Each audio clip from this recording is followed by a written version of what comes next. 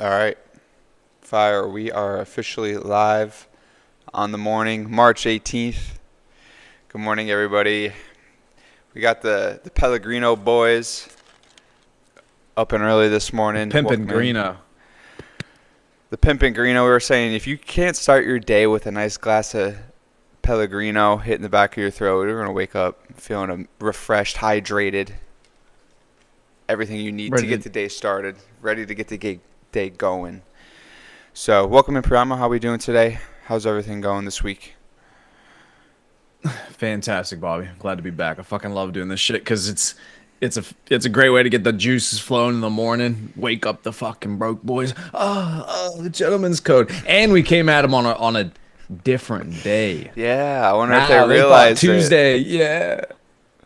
Tuesday's their sleep-in day before the gentleman's code in the morning. On Wednesdays, they got to get a little extra rest on Tuesday. No, boom! We came in, smacked them in the head, and then reverse slam on him. And then we got the Pellegrino pumping early for him. Like you said, yeah, if you can't start your day with a bit of Pellegrino, just stay poor, I suppose. It's the only other option. Yeah, well, it's Goodness. I feel like things have been slowing down a little bit in the world department. But then again, when I messaged you last night, I was like, we got some stuff we could talk about. You hit me with the ceasefire break, the other war, the other war. I was like, oh, I guess there is some stuff going on. But when you're hyper focused on what you're doing and on the day to day, sometimes the foreign stuff doesn't make it to your phone, but that's all right, because you're working hard, you're doing your stuff on your day to day, which is how it should be. But you also shouldn't we talk about all the time. You should have an understanding of some of the crazy stuff that these people are doing out in the world, and this is our time to catch up with each other and catch up with everybody that watches.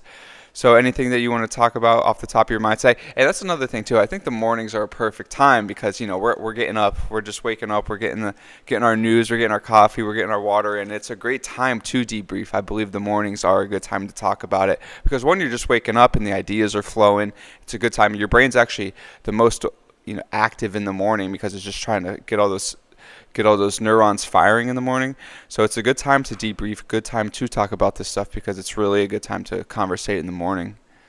Exactly, and I like that word debrief. This is the Taylor's Code debriefing session. You come to the gentleman's code for some juice and the debrief. What the fuck's going on in the world right now? And how's that?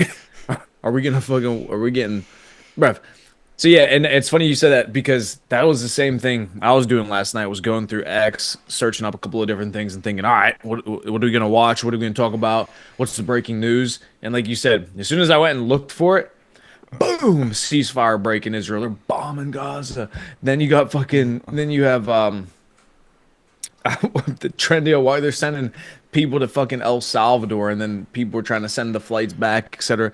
And I'm thinking only in Pompino's presidency where so much shit has happened in the first 3 months where wars are popping off, gangs are getting flown to El Salvador. You're just, where's the news? What happened this week? Yeah, it's a light Did week. anything happen? Yeah, it's light. Yeah, it's light. So I suppose the first one that would be good to talk about would be we'll start with Tren de Aragua. Yeah, The Venezuelan gang. I did see Terrorist organization. that one video that they released. I think I don't know who released it, the White House or somebody, but they were like putting them on the planes, taking them off the planes once they got there. I don't know if the video you saw was that. It was like dark out. It was like kind of rainy, getting them off the airplane and then putting them into the prison. Yep. So yeah, so that was the one that I saw, and I was like, damn, this is crazy. Yeah, you've seen the videos of that prison as well, right? Yeah. In El Salvador. Uh-huh. I mean, here's the thing. At the end of the day, it's always sad for somebody to be in prison and basically caged up like an animal. Yeah. It's never something should make you happy, right? It's definitely a bad thing for certainly because these are still human beings. But at the same time, you have to do it, right? Because you can't have sympathy for the people who were terrorizing the native population. You have to have sympathy for the people that are actually law-abiding citizens that deserve to be free, deserve to be able to live free, sovereign lives. So you do have to put these people into prisons. But that prison is off the charts. I mean, they don't have their own bunks, bro. They're literally huddled up together in these big rooms with no blankets, no pillows, no toilet, nothing. 24 hours a day, just boom, And they're stuck in these tall, right? cages. All the bunk beds are like stacked on top of each other in there. So it's like not just two bunk beds, it's like 6 or 8 stacked up really high to the ceiling. And the ceilings are huge. So they just fit as many Yup. people as they And could in then there. and one of them rolls over while he's sleeping. He's going down 2 stories, bang, hitting the ground. And yeah, it's off the charts. And they were talking to a guy inside of there, and they asked him what he feels like or what he thinks whenever he's in that prison. How do they keep themselves sane? And he said, "Well, the toughest part about it is they know that they're never getting out of there. It's just they will never leave that prison again. That's just how they're going to live the rest of their life." And imagine trying to toy with that reality in your mind. Oh, wow, this room that I'm in right now with these, 200 other men living like a dog. This is what I'm going to do for the rest of my life. Fucked. Yeah, that is crazy. That has to be such a mind game that they Put do. them in. Yeah, once they get in there, be like, okay, now this is your life. You got to navigate this life in this box, which is crazy. A lot of Yep. people, a lot of guys actually, maybe this is an American trait. I don't know about other countries, but a lot of guys get addicted to that lifestyle once they get into prison and they can't, they know they're not getting out for a long time. They get You'll see they do get released, maybe after 20, 25 years, and they go right back in because they just love that lifestyle so much. They get so used to it, being in there and living that lifestyle. It's crazy. It's a problem, and that's part of the prison. What you do when you go to prison is to rehabilitate and to get better. But sometimes they get caught up in that prison culture where they're like hanging with the guys, playing dice, or out in the yard, and that's part of the process. Unfortunately for those guys, and in El Salvador, they have it rough. They're treated as terrorists now and real problems. Yeah. Sorry, I see Yeah. I'm lagging out a little bit, but yeah, it's crazy. I would not want to be in one of those prisons for sure. Yeah, yeah, because that's not even you can't even do yeah, it's just zero. There's nothing for you to do. There's nothing even to get to addicted to. It's just you're fucking sitting in a room doing nothing. And now it's good that they're doing it though. That's the thing. At the end of the day, my point is that Yeah. well, you still need to do it because you have to have sympathy for the people that are getting terrorized by these people. You don't have sympathy for the criminals. It doesn't make sense. As terrible as it is. Now, then they send them on these flights. So we made this deal with El Salvador that they're going to house these terrorists in this prison, which is, first of all, a great idea because El Salvador already has the prison there. They already know how to run it. They already understand how to clean up the streets and become the crime capital of the world, and then become the safest country in the Western Hemisphere. Then, excuse me, they know what they're doing. Bukele knows what he's doing. They send him in, and then that judge, a district court judge, rules that the flight has to come back because it was illegal that they were sending them to El Salvador. What? Buff, who is this guy? I've been seeing a lot of Ordering. memes that like the district judge overturning things, like the judge could just overturn whatever he wants. He's the president now. He can just do whatever. Like, oh, I don't like that. Let's bang bang bang overturn it. It's overruled. That's not. You Yeah, can't live that way. it doesn't make sense. Yeah, some random district court judge in this county or in this district. Oh yeah, by the way, executive order. Oh yeah, by the way, President Trump can't do that. No. What? Who? If that's how this country worked, number one, nothing would get done. Two, it's not a democracy because these judges are just going to be doing bam, bam, bam, bam, whatever they want. Bro, that doesn't make any sense. And I saw the argument that they were making from what was the deputy chief of staff? I believe it was the Miller guy. Thomas Miller, He was, I yeah, think. Thomas Miller, doggy. That's the first time I saw him. Yeah. What's that? I said, he's good. He's really good. He's always giving press conferences. He's the one that's always in there when Trump's signing executive orders, and he has a good understanding of what they're trying to do. So he's really putting that plan into action, Stephen Miller. Mm-hmm. Yeah, so I liked him and I liked the answer. He decimated this lady on CNN. telling her how the law and the Constitution worked. Oh, and then they're also trying to say that this law is I heard the word zombie law that they're using to be able to extract these illegal aliens. Oh, it's too old. It's an old law. Why would they do this? And I saw Tom Homan whenever they asked him Tom about Holmes. this. Yeah. He goes, yeah, he goes, well, the Constitution's older than that law, and we still listen to the Constitution, don't we? And he Yeah, walked away. Mic these are drop. the yeah, mic drop. He's like, you idiots. It's a law. Why? So it's so funny because if it's a law and it's legal, oh, it's too old of a law. If there's just zero winning. There's just zero winning, which is not an environment that you can operate in. This country can't operate in an environment where everything that someone does is going to be wrong and illegal. It doesn't make sense to operate that way. And so they're obviously trying to do something good for the country. They're trying to extract these gang members. These are gang members from a terrorist organization, Trendy Ottawa. These are the only people that they're sending over to this prison. They're not sending over, you know, your 68-year-old grandmother and 12-year-old kid who came over the border illegally. No, they're sending over terrorists. And you want to send the flight back and bring them back into the U.S. Why? Just to be difficult, right? I don't understand the mindset behind doing that. Why would you want to do that? So, question for you. I wonder how many of these prisoners that overseas back to their home countries. You got to think there's already probably a good amount of people in the prison system that were illegal aliens or kind of fit the description of what they're trying to get out now because they were violent crime in the past 3 to 4 years. What's your take on that? How many do you think they're just extracting out Hmm. of prisons, making room in American prisons so that, when American prisoners go to prison, they actually have more room and it's more sustainable for people that are going to prison in America? That's a great. I would say there has to be a high enough percentage where it's meaningful. It has to be. I'm not going to say necessarily more than not. I would say it's probably close to 50-50. Yeah. Maybe a little bit less than 50-50 are already in prison and they're just taking them out of the jails and Yeah. sending them over. That's what I was And thinking. again, that makes sense because why are you going to house? Yeah.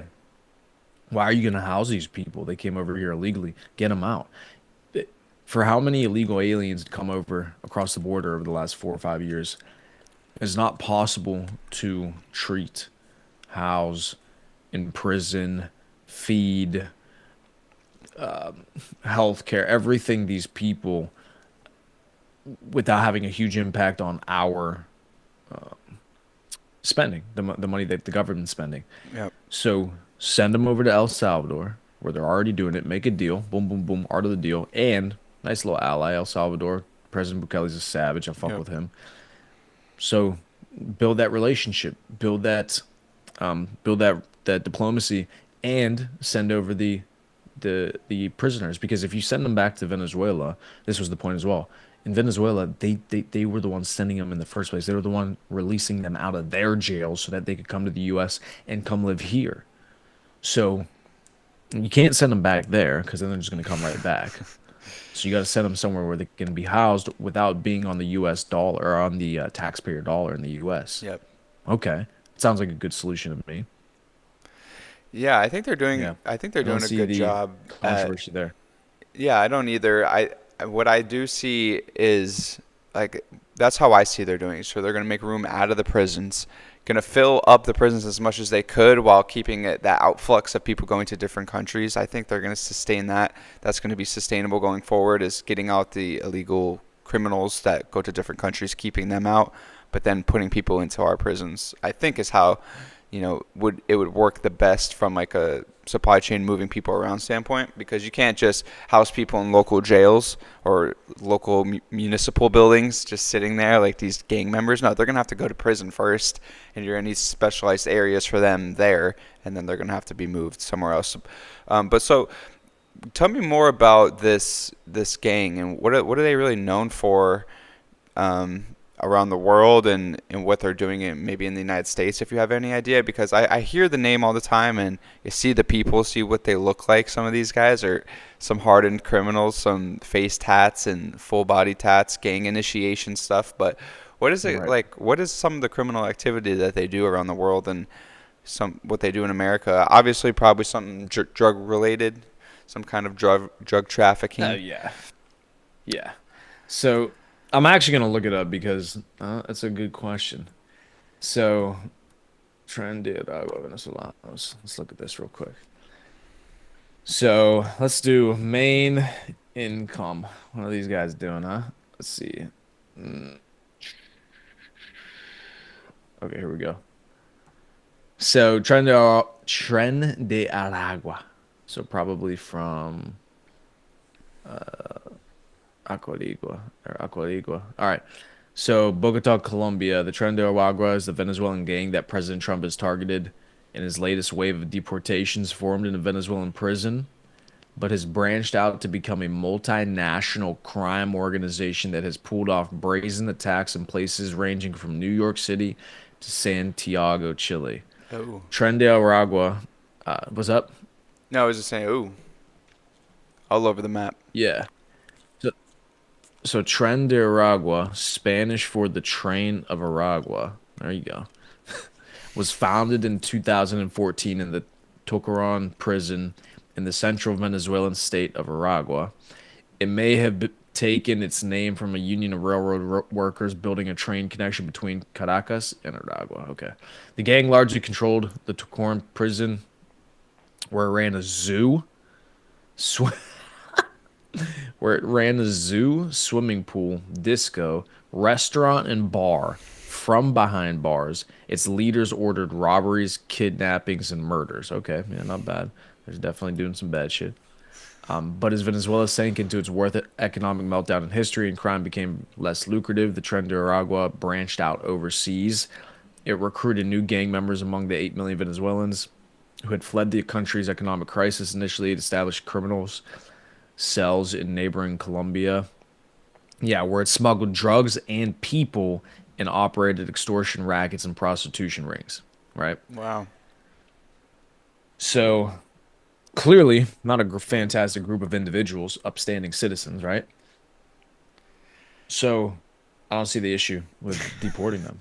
That's No. what I'm saying. It's yeah, go ahead. Yeah, I mean, some of the stuff they're accused of doing, and I'm sure they do, is what a lot you see in with the Mexican drug cartels, moving people, moving drugs. I'd say the cartels are much older. That said, they were established in 2014 in the Venezuelan prisons.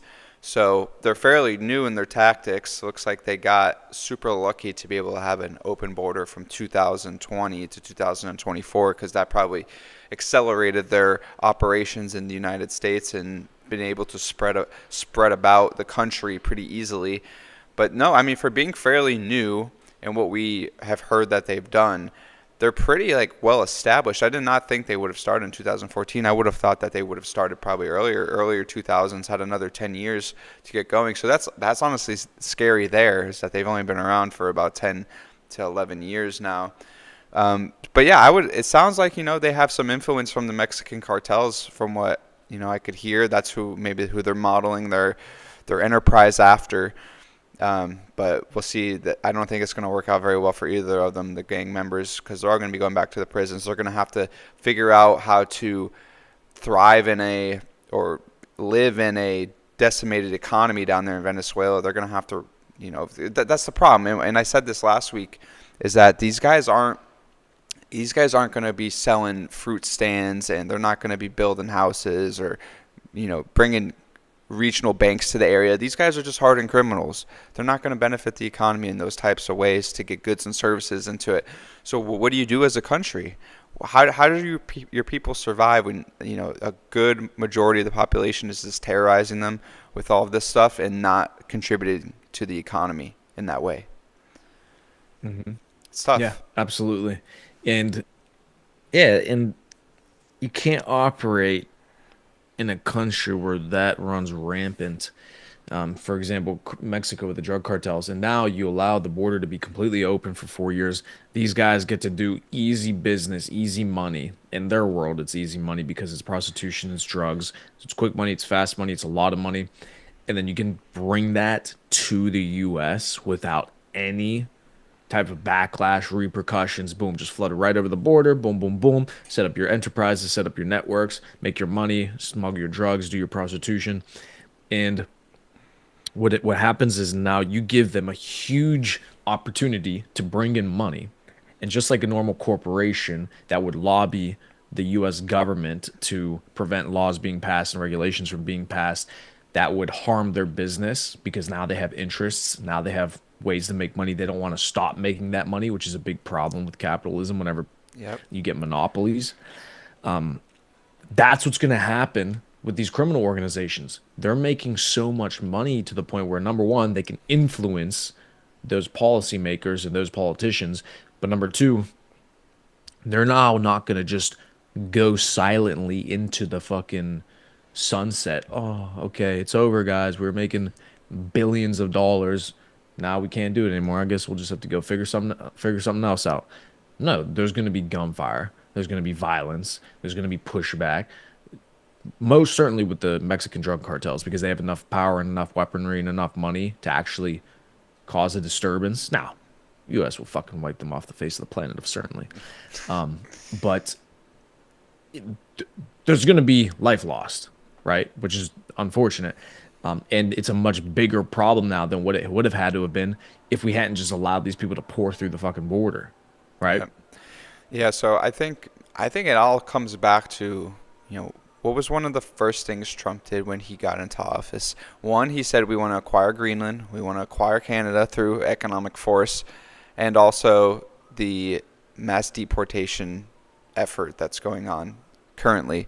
This is what he ran on. He didn't run on Canada and Greenland as much. That was kind of like as soon as he got in, he started doing that. And why I think he's starting to do that is because he wants to form something that kind of looks like the European Union, the American Union, maybe we could call it. Because he wants to take the whole Western Hemisphere and turn it into that union where free trade. It's already in discussions with Canada. Listen, it's reciprocal taxes. Whatever you tax us, we're going to tax you. If we could start to eliminate those barriers to entry of economies, like because Canada can't compete with us economically in a fair trade. Our buyers are worth much more than the Canadian buyers could come into the American market and buy things. So I think what they're laying down the foundation for with the Mexico and Canada tariffs would be the North American free trade union. So that could offer stability in different ways than a military power going in and fighting the cartels on the ground or fighting the fentanyl problem on the Canadian border. So ideally, all this trickles down into Central America and maybe one day South America. I think South America is a little bit different. It's kind of on its own peninsula out there. But at least North America, the North American trade union, it's going to alleviate some of the economic problems that you see in Mexico and even in Canada, lagging behind the American economy. And being able to have all that free trade flow through the North America could really set the countries up that live there to have less violence, to have easier access to economic trade, and then hopefully that lowers the crime levels, that brings in good people, that doesn't bring in bad people. And I think that's the whole trend that we're seeing here. So getting rid of the bad people and then merging economies, merging in good ideas and good people is what they're trying to do. So I think it's tough when you have all these people here that are doing those things badly and they're locking up their, what's the word filling up the prisons. You have to get them out. And I think the same could go with South America. You could see something similar with countries down there, Guatemala, down there, Panama, Colombia, Venezuela, El Salvador, Brazil even. Brazil is BRICS, I believe, right? So they're a little bit different. BRICS, so that's a whole get their ass out of there. That's a whole nother story. But I think that's what you're starting to see is these financial alliances, and that's what they're trying to do. Because who's America's financial ally? The European Union. That's what Trump's saying. The European Union takes advantage of us. Canada takes advantage of us. Mexico takes advantage, and especially South America takes advantage of us being here. So it's about time that we start opening up those free trade routes, which will hopefully open up the economies of these lesser countries that have lesser economies and lesser, stability, and have more gang violence. So hopefully it could bring stability that way. You know what else is bringing fucking stability? The price of eggs dropping like a mother nuking bear market for eggs after this 4-year bull run. Eggs was in a 4-year bull run. If you guys would have just bought eggs and held, you guys would have been fucking rich from the last administration. Now the price of eggs is nuking, dropping. Did you see the egg prices? Like in half, 50% in like Hilarious. 2 weeks. In half. I'm gonna pull it up right now. Let's look at what was the price of eggs in December of 2024. Let's check this shit out. You want to see something fucking funny? Let's actually pull the data. All right, we're not gonna pull this out of our ass. We're gonna pull the data straight from Goog, and Goog's gonna give us a leftist answer too. Look at that. Look, see, I knew they'd give us a bad answer, but look. So in December of 2024, the average price of a dozen grade A large eggs in the U.S. was $4.15. Increase from January 2024, which the price was up from $2.15. So in a year, it doubled. Wow. And then now, what is the price of eggs? Yeah. What is the price of eggs now? Let's look. What is the average price of eggs? Bomba Cloud. What is that? Eggs prices are falling with a dozen now less than. Let's see, these are different numbers. Hold on. I wonder what brand they're looking at, or maybe it's just like the supplier, how much they're selling the eggs for. Here it is, $2.50 now, down from $4.15. Isn't that incredible? Oh, they even got a graph for it. That's hilarious. We gotta do some TA on this eggs market. So hopefully we don't bottom anytime soon on that. Oh yeah, we don't want to. We want that to be a fucking black hole just on eggs. So isn't that interesting, right? I thought tariffs was going to increase inflation. I thought all these things were going to make the the middle class more expensive. Blah blah blah blah blah. Which I also made the point the other day. If you're looking at the price of eggs, bruv, you need to join the Taylor's Code and figure out how to make some fucking money. Because if you're worried about the price of eggs, dude, you got bigger problems than inflation. If you're worried if eggs cost $4 instead of $2, you got bigger problems than inflation, bruv. That's true. Eggs are fucking free. They're free. But for you fucking savages that are out here saying, it's going to cause inflation. Clearly not. That's every time I see someone fighting on Twitter now or X about eggs, I'm going to instantly assume they're broke, because that's the only thing that's the only thing you're going to be fighting about is eggs, the cheapest fresh produce we have. Broke. Yep. Agree 1,000%. Agree 1,000%. If you talk to me about the price of fucking milk, I know your bank account balance is -20. Your overdraft fees are coming in right now. What? The price of milk? I don't know what milk costs. You know why? Because I don't fucking check. I just buy it. Like, it's so funny, dude. Just the arguments. I understand the argument. It's for the middle class, the American who needs to be able to afford groceries on his paycheck. To completely understand it. So I do understand why it's important. But on an individual basis, gentlemen, don't talk to me about the fucking price of eggs. Okay? How about you get your ass into the Taylor's Code and start learning how to make some money, start investing into assets so that you don't have to worry about whether or not eggs are $4 or $2. Well, $2 savings. It's a good analogy with the tariffs, because what are the tariffs? 25% tariffs on produce. What's 25% of $2.99? That's what, 30 cents? About? No, right. 60 cents. So your eggs are $3.60 as opposed to $2.99, and you're bitching about that. It is what it is. You're in the midst of a trade war, essentially. So relax. Let your farmers from Iowa and Idaho get their eggs to the East Coast, and you'll be all right. You'll survive. Mm-hmm. And you know why it's better? Because now the American people are enriching themselves. Now your fellow brother and sister who lives in the Yep. same country as you is actually making money, is actually building their business, which is inherently fantastic for the rest of the nation. So you worried about an extra 60 cents on your fucking eggs, kick rocks, which is coming down anyways. But the tariffs, you know what 25% tariffs on billions of dollars of trade is? 25% on billions of dollars of trade is enriching the treasury, enriching your country, while you on an individual basis might only pay an extra 60 cents at the well, that's not even true. You don't even pay more Yeah, you because you might just get not. American eggs. Hmm. You just get American. Yeah. You just buy the American version where there are no tariffs. So that was the other thing with tariffs too that makes me laugh. People saying everything's gonna get more expensive. No, no, and not everything does not get more expensive.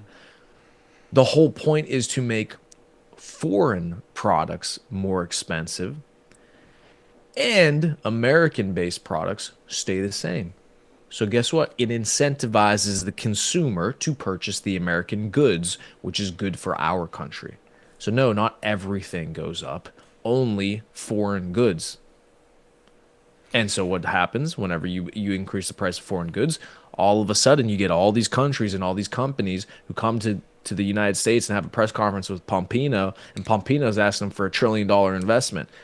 And then they're talking about their $1 trillion investment. Pompino goes, you know what? Bump it up to 2 trillion, huh? Why not? 2 trillion, right? Yeah, we'll do 2 trillion.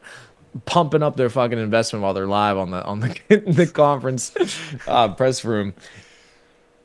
That's what happens. You bring industry back to the country because they're not going to lose the American marketplace.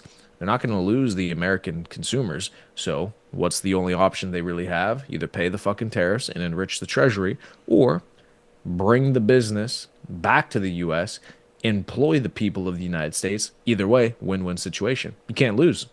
That's where the real money is. It's in the manufacturing. Why do you think China is blowing us out of the water in economic data over the past 20 years? It's because their manufacturing has skyrocketed. Everything you get off the internet, for most part, most drop shippers, you know, my e-commerce people will know this. Everything you want that's a decently good product and you want it in bulk, it's coming from China. There's not that many manufacturers in the US that make Hmm. this stuff. They're out there, and you're going to pay more because they're American and because they're trying to make their profits reach. So that is the key. And one of the great examples that Trump talks about, I don't know if you heard him say this, is the furniture business in North Carolina.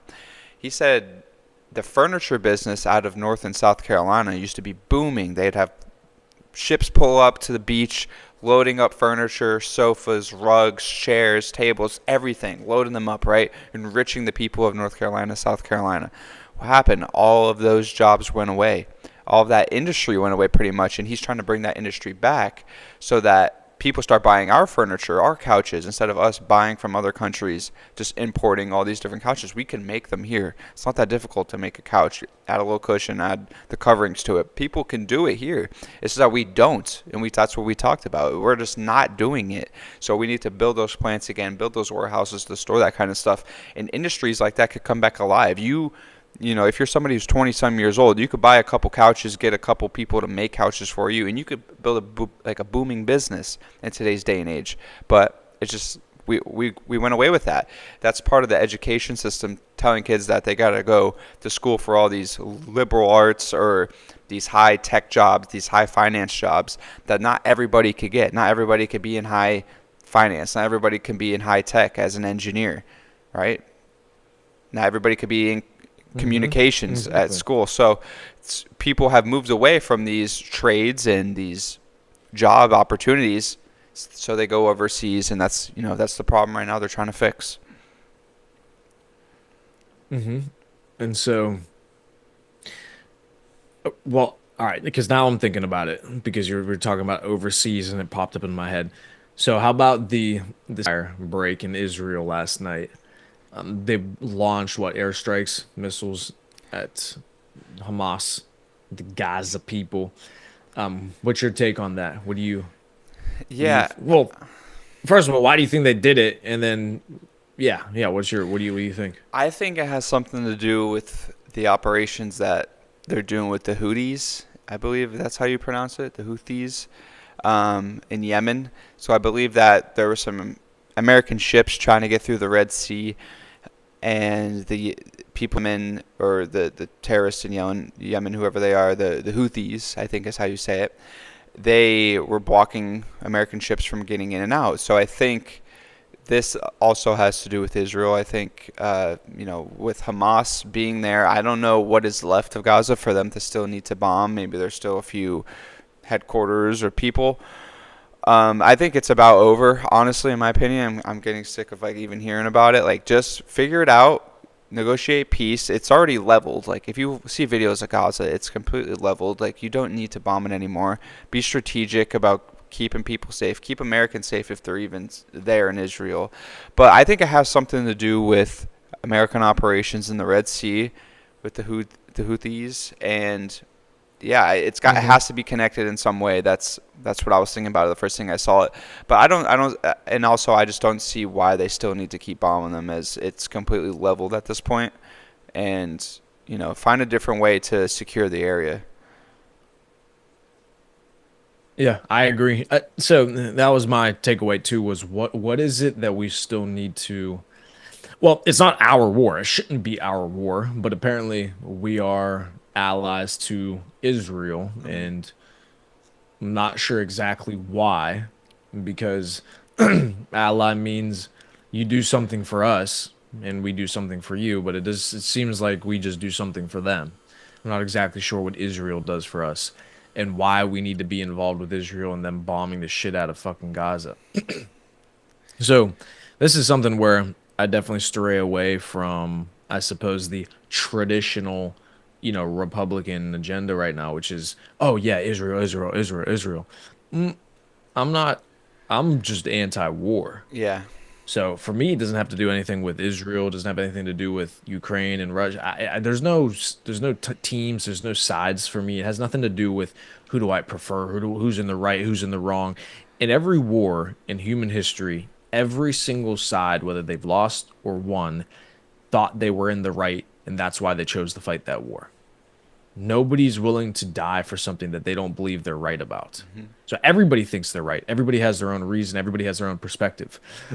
There's no true, in a black and white sense, good guys and bad guys. Everybody thinks they're doing the right thing.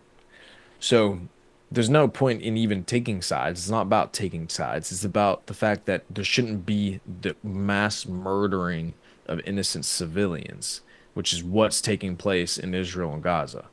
So apparently the rationale was that Israel needed their hostages back from Hamas. Hamas was not releasing their hostages, so they said, boom, all right, we'll start striking you guys again. Okay. Now, I don't know all the details about this situation, etc., why they're so upset about it, why they decided to start bombing again because they didn't get the hostages back, etc. Who knows? But my point is but why are we, as a nation, backing this for Israel? That's my question. Like, Yeah.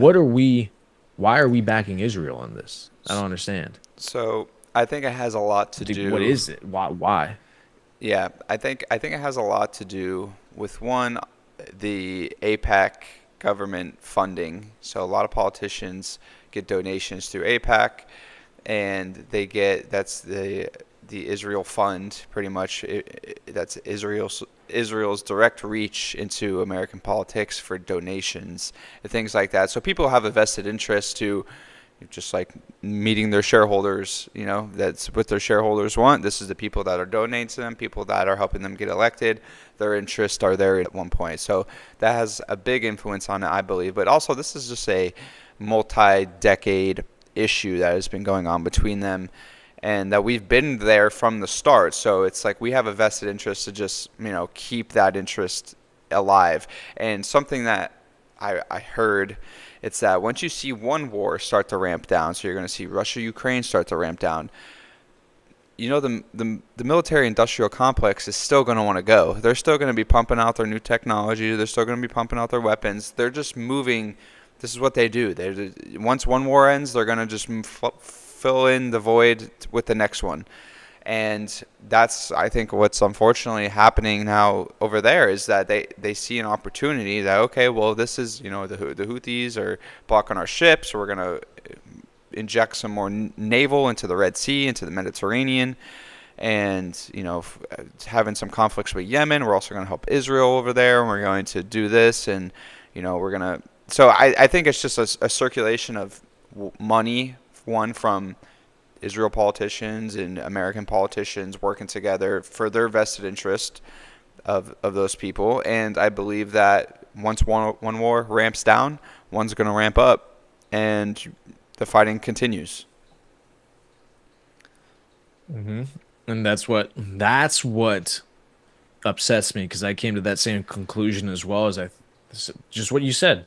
Oh wow! As soon as it looks like the Ukrainian-Russian war is going to end, bang, ceasefire's over in Israel and Gaza. So it should be an end to all wars and the end of U.S. funding of these wars. Now, I also see the other side of it, because it is ignorant to think that the US can just completely retreat out of all aspects and all regions of the world and just expect to retain supremacy over the world in Yeah. terms of our dominance economically, politically, etc. Yeah, I understand that you do have to have influence across all regions to be able to maintain your space as the superpower of the world. That does make sense. I do get that. So these people aren't stupid that are trying to do these things.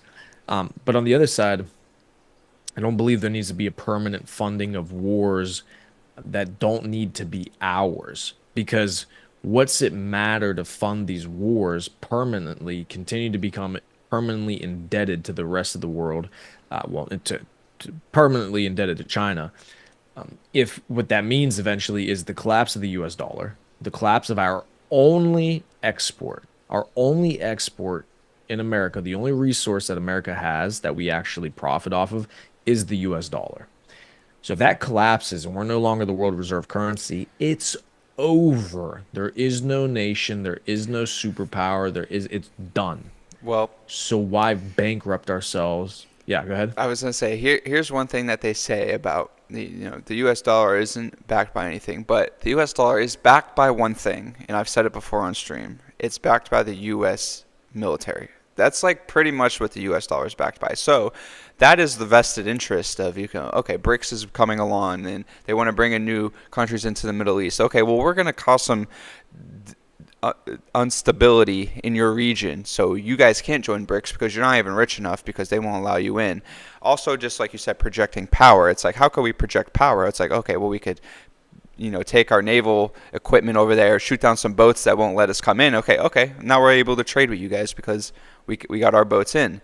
So I think it's different things like that, and the projecting power is key because one, I think we are overstretched across the globe. Look at China. We said last week China hasn't fought a war in over 40 years, but also China's economy doesn't run as much off of the military stuff as ours does. Our military contracting and our military companies are state of the art, like some of the biggest companies in the world. So those companies it's I guarantee with the CIA. And what does the CIA have done over the whole globe is they cause instability and they Mm-hmm. cause havoc in the countries to take leaders out, put new leaders in, cause some wars, cause some military battles or whatever you want to call it, some skirmishes over across the globe over there. So there's no doubt in my mind that the CIA is pulling some strings. Okay, we're going to fight here. We're going to cause a little havoc here. We're going to cause a little havoc in Ukraine. Put in a new president. We'll see what Russia does. Antagonize them a little bit. So it's all of these behind the scenes people pulling strings and trying to get people to act up, which ultimately ends up having to rely on military. That's how I see it. I think there's definitely some people behind the scenes that do this stuff, but it's their interest to go in there with some military, go in there and clean up Gaza with their company and build. So it's a big chessboard. Yeah, it's all fucking money moving around, shifting around left and right, just for people to continue to profit. I just looked up this chart because I'd seen it before. So the each empire was an empire, the dominant empire, because they held the world reserve currency, right? So let me, no, I won't share the screen, but I'll just go through. So the Portuguese Empire, which was a massive one, people don't really talk about this one a lot. A lot of Portuguese colonies. I mean, look, Brazil in South America, a lot of them across the world. Yep. So for 80 years, Portugal held the world reserve currency. Okay, and it was for 80 years. Next major superpower was Spain from about 1530 to about 1640. They held it for 110 years. Netherlands, next major empire, 80 years they held the world reserve currency. Okay. Next empire, France, 95 years from 1720 to 1815.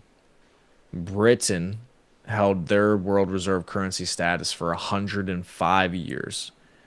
And then the US started 79 years ago. So the US has been the world reserve currency for 79 years. Hmm. The longest that an empire has ever held it was 110 by Spain. So when I look at that chart and I say, all right, well, if it's confluent with what has happened in the past, we're getting close to Yep. the end. And you're starting to see signs of it because of how the US, because that's how the US runs, is literally off of debt. It's all just debt, debt, debt. It's just all debt. And then they refinance their debt and then print more money and then refinance their debt to China and to everybody. It's just a whole fucking scam. So you can see how these things have collapsed over time, and the US is getting to a point where over the next 10 to 15 years, if things don't get fixed quickly, like with what they're doing with Doge and trying to create balance the budget, Yep. the world reserve currency will not be the US dollar indefinitely. There's nothing saying that that has to be the case. Every other empire that came before us has stopped after at the most 110 years. Yeah. So we're close. And it's showing because ever since the 2008 financial crisis, countries like China, Russia, countries that we impose sanctions on, funny enough, thinking that by them not having to use the US dollar, that they're going to just not trade anymore. Like Russia, sanctions on Russia. No, all you're doing is forcing them to become creative on how to not use the US dollar. And guess what they do? They trade in gold, they trade in Bitcoin, they trade in fucking other currencies. Yep. BRICS comes about. So if you give these nations an opportunity to start to move away from the US dollar as the world reserve currency, now the US no longer has that ability to apply pressure to these nations. And then, well, if the US dollar doesn't mean anything anymore, then the US is fucked. That's the only thing we have. Yep. So we got to fix it and fix it quickly. Yeah, it's true. And one thing that you see that this administration is doing and making a huge emphasis on, and they say it, it's actually, Elon said it in an interview with Ted Cruz. I saw a quick clip. I wanted to watch that full clip, but they're saying that it's a national security. For national security, they have to boost the production of AI and these chips that can run AI because right now they all come from Taiwan. So if China overtakes Taiwan and we're cut off from those chips that are able to make AI and to run these supercomputers and run crypto, algorithms and blockchains, we're going to get left behind. So it's to our national security that these types of companies come and invest in America so that when the financial markets do take that turn to the other side, we move away from the US dollar or whatever it is, because it is going to come in the next 50 to 100 years. This paper money is just going to be obsolete. It's just not going to make sense. So how are we going to set ourselves apart in the next 20 years to 10 years even? It's moving so rapidly that how are we going to set ourselves apart from these other countries to be able to do that? Well, it's one, we have to manufacture those chips in America. That's like national security. If China takes Taiwan, we're cut off. We're done. Zip. We're not going to get those chips anymore unless we buy them probably for a huge premium from China. They're going to just, raise the prices to the roof. It's going to be really expensive, hard to get. So that is a key moving forward, like you said. So that's like technology proofing ourselves. It doesn't solve the problem of spending or waste, fraud, and abuse. It doesn't solve that problem, but the chips and the AI can solve the future problems of strategic planning. Okay, our AI bots are doing this. And in my opinion too, I really think it is going to be a two-man race with AI and crypto. It's U.S. and China for sure, because European Union they have some wacky laws going on. Some countries are getting rid of it. You saw like Germany last summer sell all their Bitcoin worth like probably hundreds of billions of dollars now. They sold it for like hundreds of millions of dollars or something. So, yeah, that's just my take on they're future proofing to making sure that doesn't happen. The U.S. dollar becomes obsolete. I think it's going to be a lot of investing in AI. It's going to be a lot of investing in crypto and those areas to, future proof the U.S. dollar and the U.S. economy in some way.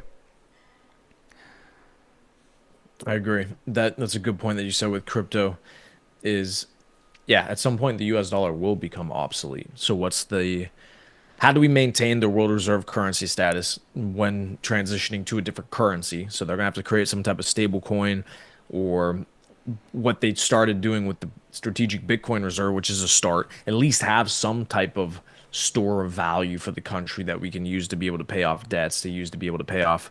You got to have these things because you can't expect the rest of the world to just be complacent and allow you to continue to dominate in all realms for the rest of human time. That's just not what happens. Every single empire has fallen at some point. So, are we going to do anything different about it? Are we going to allow it to fall and collapse and somebody else take over like China? Or are we going to continue to press forward, continue to innovate, continue to be strategically sound, be able to think in generations as opposed to 2, 3 years from now, one election from now? Can we think generationally? Can we agree on enough things to be able to set ourselves up for our future generations to continue to dominate on the world stage? Or are we going to just allow ourselves to disintegrate over the next 20 to 30 years? It's the only two options that we have. Because we're getting to the point of it's either make or break at this point. We're starting to teeter towards. I mean, we have been degrading in all metrics. Education being a very important one. Economy, manufacturing. These things are degrading, right? Yeah, we're still the superpower, but it is going down. We're no longer growing, and if you're not growing, you're dying. It's simple business. Every business owner understands that. If you're not growing, you're dying. We're not growing right now. So we got to fix that. It needs to be fixed quickly. That's why I like Pompino and the way he's running things, because he understands that for a nation to be able to continue to have power, you need to continue to become profitable. This is why the Saudi countries who got rich off of oil all of a sudden gained so much power and so much wealth is because they have what I just said, because they have wealth. The gentleman from Qatar who brokers these deals between these major nations in conflicts. The reason Qatar has power, the reason Qatar matters, this tiny country with a couple million citizens native to that country. The reason they matter at all is because of how rich they are. They're rich. So you have to stay rich, wealthy as a nation. That's how you continue to have influence. Look at Dubai. Why do they matter? Because they're rich. Like, these things matter. You got to maintain your wealth. Mm-hmm. Yeah, and you need to be able to reinvest your wealth, which is a problem that we've been having in America, is that our rich people just don't really build. I mean, they do, but it doesn't directly affect a lot of economies. The US is so big and so vast that yeah, someone might invest in one community, but it's such a tiny place on the scale of the United States being so big. And usually when they do invest, they invest in the same kind of places. They invest in big cities. They want to put a skyscraper up. They want to put residential housing, or they want to put apartment buildings up. Like, that's all great. Like, all the investments from that aspect is great, but you have to find ways that go beyond that, fixing roads. And that's the government's job, is to fix roads and to find affordable housing for people that can't afford housing, and cleaning up different areas, keeping parks nice. It's all about reinvesting back into the country. And that's America first. And that's what I like about Pompino, is what he's been doing is reinvesting back into America first, to make sure that we do have that sustained success and making sure things look good. Like you said, we want to compete with the Dubais on the glitz and the glamour and the new buildings. Well, we're at a disadvantage because here's their rules book of how they could build, right? Like, you got to follow these, and then here's ours, right? Ours is this big. This is how many rules we have to follow while we're building. So we're at a disadvantage from that perspective, because you could just call the king or the prince of Dubai, whoever it is, and he could get stuff done quickly with his money. Mm-hmm. It's not the same here in America. The rich people like Elon Musk, he's trying to get things done now in the government, or Jeff Bezos, but they have to go. But the Burj Khalifa, So Hmm. it takes a lot more effort here in America to make things, to reinvest into things and make them nicer. Other parts of the Hmm. areas, or of other parts of the world, they don't have that. I would call it a handicap. They don't have the handicap of being able to follow a huge rule book, so they could just go at it. Hmm. There needs to be an architectural renaissance in the US. That's just one of the easiest indicators to me as to how prosperous a nation is well, are they developing new things? Are their societies advancing? Is their technology advancing? You look at the airports in the US, there's nothing spectacular about them. They're dirty, they're not run well. Just the overall sense of pride and beauty for our nation's buildings and infrastructure is just not there anymore. It doesn't exist. But then you go to these other developing nations and you see what they have and how they upkeep and how they invest into these things. The Middle East, these countries, some of these countries have the most fantastic infrastructures. Places in China as well in their major cities, Japan in their major cities. The US is old. The cities are old, and there's no new innovation. There's no new construction taking place. These buildings need to be now. I understand too because build it costs money to redo these buildings and people own these buildings. But it goes back to the wealth. It goes back to this absurd government spending into things that mean absolutely fucking nothing. Think about this. Think about this. How amazing would this be? Instead of sending $1 billion overseas to Africa for shit that doesn't even exist or shit that does not need to happen, right? Africa is the most homophobic continent in the world. Don't be sending no transgender shit over there, okay? They don't care, all right? Take that $1 billion and imagine if they just took all that money, they just started investing it right into the US. You know what? Even though this building's been here for 50 years, let's just the US government's going to break it down. We're just going to build another beautiful skyscraper. You know what? We're going to build this beautiful stadium. And you know what? Let's go ahead and build this over here. Like, just Hmm. start pouring that money back into building up our cities and making it attractive for people to come visit again. It's They got to upgrade. They got to upgrade. it's more too about empowering the people. Most people that would love to invest in real estate, our generation and even older than us, probably people from 18 to let's say 50. Once you get past 50, you're like, oh, this is my house, whatever. That group of people, if you empower them and you enrich them, they're going to do all the work for you. They're going to make the country look beautiful. They're going to buy houses. They're going to upgrade them. They're going to buy residential retail shopping. They're going to upgrade them, and then they're going to lease them out. And they're going to buy these buildings. So if you enrich your own people and you incentivize them to make more money, incentivize them to buy and build, and give them tax credits and give them less capital gains taxes, these types of incentives that will make them more money and make the country nicer in terms of real estate development, that's great. That's what we want. We need to incentivize that stuff, make it easy to build too, not have to go through 6 months of permitting before you even get a shovel in the ground. That's a problem they have in California, and that's why it's so hard to rebuild these fires that went through there, is because the permitting is going to take them years and years, especially on the ocean, because they have so many laws with the ocean. So we need to retract in terms of regulatory laws and really open up the financial incentives, especially for commercial real estate companies. There's companies out there that have funds just to invest in real estate. If you start enriching those companies and you take that $1 billion for Sesame Street in the Middle East and you give it to a couple real estate companies inside the U.S. that it's going to develop very nicely, home builders, there's ways to do these things. We just have to get the budget balance first and then allocate resources properly. Mm-hmm. It's going to be incredibly difficult. But these are the things that are going on. That's the debriefing, gentlemen. Yeah. The gentleman's code debrief. So, any last couple of things you want to jump on? I mean, that's pretty much Yeah, that's the all I mass of had. everything. That's all I had. Good conversation.